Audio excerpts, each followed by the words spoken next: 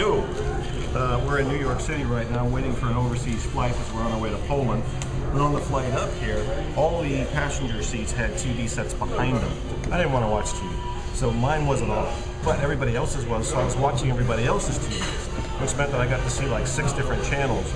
One person, a little kid, not directly in front of me, but over to the side, had his TV on, and I looked up, and there was an advertisement for a magic trick, which is pretty wild because I'm a budding magician. I want to put on Mr. Fire's Wonder Show at some point in my life, and I'm a lifetime member of the Society of American Magicians, so I just sort of stood up and thought, what's that?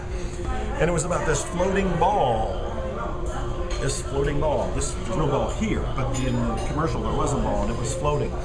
If you saw one, that's really good magic.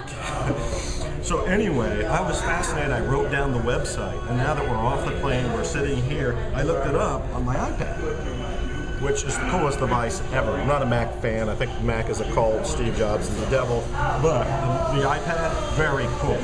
So I look up this is weird. I don't know why they made an they called it this, but it's called the fushigiball, I think. Anyway, I didn't hear the commercial, so I don't know how they pronounced it. But the fushigiball was a way to mesmerize the mind and confuse the senses. So here's where the marketing lesson kicks in. We come here, we have our coffee, which is why I'm fairly wired, and I'm excited we're going overseas. And obviously I want one of these. So I get down here, I fill out the order form, and I go to hit one, but it says, how many do you really want? I go, yeah, I guess I have a couple friends who are magicians, I'll get a couple of them. Then I hit order. When I go to the next page, it says, don't you have other friends who might want one? They said, but you can only have 3. Well, I'd already ordered 2, and I'm thinking, they're right. I probably do have another friend. So I ordered 3. I hit the order button, it takes me to another page that says, would you like the color version of it? And it's like, they come in colors? Okay, I'll click one of those. Then another page comes up and it says, do you have the glow-in-the-dark version of this? There's a glow-in-the-dark version of this? Well, that would sound really cool. Click that, I'm going to buy it. Goes to another page. What was the next one? It asked me... The big ball. Oh, the big one. Would I like the bigger ball rather than the average one that the average person is getting?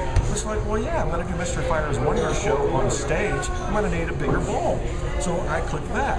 It didn't stop there. The curse of this thing and the magic and the buying trance they put me into then said that what you want to do next is you have little friends, kids, for example, they might want the little fushigiball that's small. And how many little friends do you have? You can only have 3.